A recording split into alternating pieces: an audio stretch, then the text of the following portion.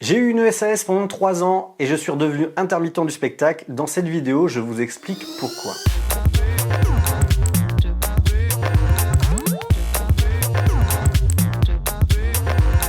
Si tu ne me connais pas, je m'appelle Sébastien, je suis chanteur-animateur et ça fait 25 ans que je vis du spectacle et de l'animation.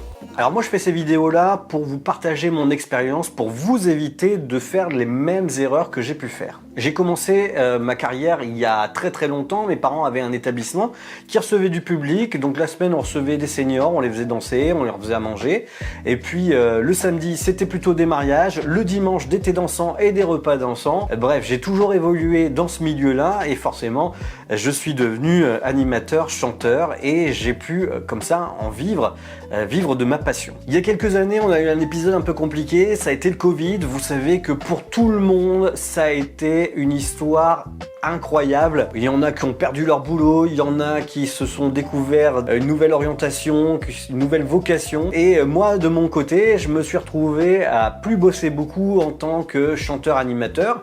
Et à l'époque, j'étais intermittent du spectacle, ça allait très bien. On a eu une année blanche, sauf qu'à la fin de cette année blanche, c'est-à-dire une année qui n'a pas été comptabilisée, je me suis posé la question de ce que je devais faire. Et puis finalement, j'ai eu une opportunité. L'opportunité de reprendre une entreprise qui existait déjà, qui était un petit peu en sommeil, c'était une belle endormie. La personne qui était propriétaire de cette SAS, donc on était la présidente, avait mis cette entreprise un petit peu en sommeil et ne savait pas si elle allait la garder. Et moi, je lui ai proposé tout simplement d'en devenir le directeur et d'en prendre 50% des parts. Alors au début, tout se passait super bien. L'entreprise, elle a très vite décollé. On est parti quasiment de zéro et puis il a fallu retrouver des nouveaux clients. On a fait ce qu'il fallait pour que ça se passe bien. Il y a eu un alternant, puis une deuxième alternante. Et puis un contrat qui a été signé à l'année dans un établissement qui avait besoin d'animation tous les vendredis, samedis, dimanches, plus un jeudi sur deux, l'équipement de sonorisation et d'éclairage pour l'établissement. Donc un contrat plutôt intéressant qui a entraîné une embauche, qui a entraîné de l'investissement en matériel, un crédit bail, c'est-à-dire un crédit pour acheter du matériel également. Et puis, je la fais courte, mais le client n'a pas payé ce qu'il devait payer, ce qui fait que l'entreprise a vite été à court de trésorerie et il a fallu que je trouve des solutions.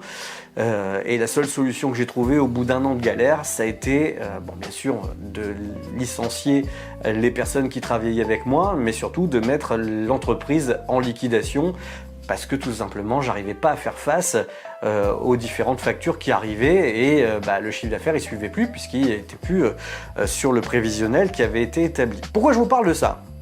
Tout simplement pour vous expliquer, vous partager mon expérience. Aujourd'hui, je suis redevenu intermittent du spectacle et c'est de ça dont je veux vous parler.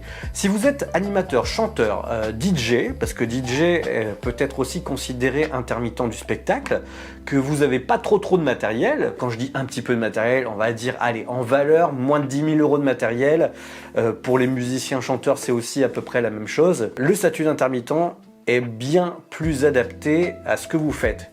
Première chose à savoir, un intermittent du spectacle, un artiste en tout cas, ne peut en principe pas être auto-entrepreneur. Je m'explique. Il y a un texte de loi que je vous mets là qui dit tout simplement qu'un artiste est considéré comme salarié par défaut.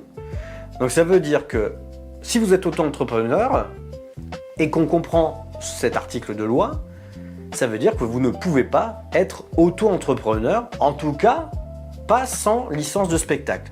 Moi c'est comme ça que je le comprends, d'ailleurs je vous invite à mettre en commentaire votre point de vue là-dessus, ça m'intéresse. Comment je fais pour facturer aux gens qui me contactent, sachant que je me retrouve sans société pour pouvoir facturer?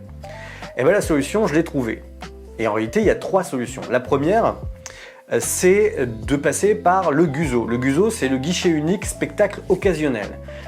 C'est un petit peu lourd, c'est un petit peu chiant à mettre en place. Parfois, vous avez des comités des fêtes qui sont déjà inscrits au GUSO, qui ont l'habitude de le faire et vous n'aurez aucun souci avec ça et ils vous feront des déclarations sans aucun souci. Mais pour celui qui ne l'a jamais fait, il faut avouer que c'est pas si simple que ça. Donc comment on fait pour faire une facture? Il y a deux solutions qui restent, à part le Guzo.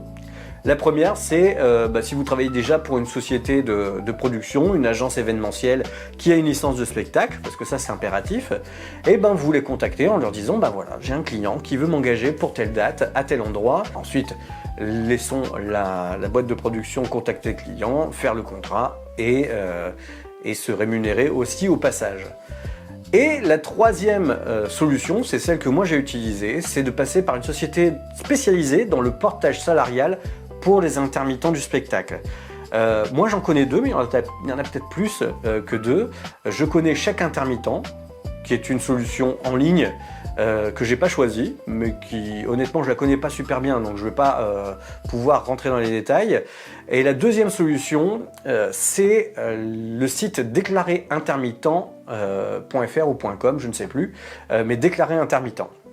Déclaré Intermittent possède deux boîtes, une pour l'audiovisuel, donc si vous faites de la vidéo, vous êtes vidéaste, vous êtes caméraman et que vous avez besoin par exemple de facturer des entreprises ou des clients particuliers, si par exemple vous êtes vidéaste et que vous voulez travailler en direct pour des mariés, imaginons que vous voulez faire une vidéo de mariage, en passant par Déclaré Intermittent, vous pouvez le faire via la structure qui s'appelle en interne Audiovisual Team.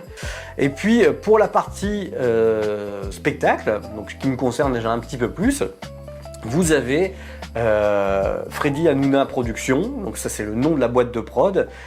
Donc vous remplissez tout simplement les informations de votre client sur un formulaire en ligne et à partir de là, une fois que toutes les informations sont entrées, c'est l'équipe de Déclaré Intermittent qui prend le relais, qui va envoyer le contrat à votre client avec le devis, la facture. Et une fois que la signature du client est faite, va vous envoyer votre contrat de travail, va vous faire la déclaration préalable à l'embauche, va établir votre fiche de paie et vous avez même un petit outil en ligne qui est vachement sympa pour savoir où vous en êtes dans vos heures et tous les mois pour votre déclaration, si vous êtes intermittent, vous connaissez ça. Tous les mois, vous avez un petit récapitulatif de toutes les dates que vous avez faites dans le mois pour la boîte de prod, donc soit Audiovisual Team, soit Freddy Hanouna Productions. Et ça, c'est un outil super sympa. Moi, ça a changé ma vie. J'ai trouvé donc une structure, en plus, ils sont super à l'écoute, vous pouvez les appeler, il n'y a aucun souci. Quand il y a un litige avec un client qui ne paye pas en temps et en heure, ils sont là pour le relancer. Et puis, petite cerise également sur le gâteau, c'est que vous êtes payé le jeudi suivant la prestation que vous avez faite. Pas besoin de courir après l'argent, de vérifier que vous avez fait la déclaration dans Chorus, pour ceux qui ont eu une entreprise et qui voient de quoi je parle. C'est un enfer, c'est un casse-tête. Alors évidemment, ça a un coût, ils prennent un petit pourcentage sur chaque dossier, c'est normal. Mais pour avoir eu une entreprise, je peux vous assurer que ça coûte moins cher qu'un comptable à l'année. N'hésitez surtout pas à vous abonner à cette chaîne parce que je vais partager avec vous mon expérience très régulièrement. Il y aura certainement aussi des reviews de produits et puis peut-être des tutos pour les réglages. N'hésitez surtout pas aussi à me dire en commentaire ce que vous aimeriez que j'aborde comme sujet. Ce sera avec un grand plaisir. Je peux déjà vous annoncer que d'ici quelques mois, le rendez-vous est déjà pris, on ira visiter une marque très haut de gamme d'enceintes françaises qui est basée dans le sud de la France, je vous en dis pas plus, c'est une marque avec laquelle je travaille et je leur ai demandé si je pouvais venir les voir pour visiter un petit peu leurs locaux et puis qu'ils me parlent un peu de leur marque. Donc je vous dis à très bientôt, n'hésitez pas à vous abonner encore une fois, c'est très important pour moi et me mettre en commentaire les sujets que vous voulez que j'aborde. À très bientôt.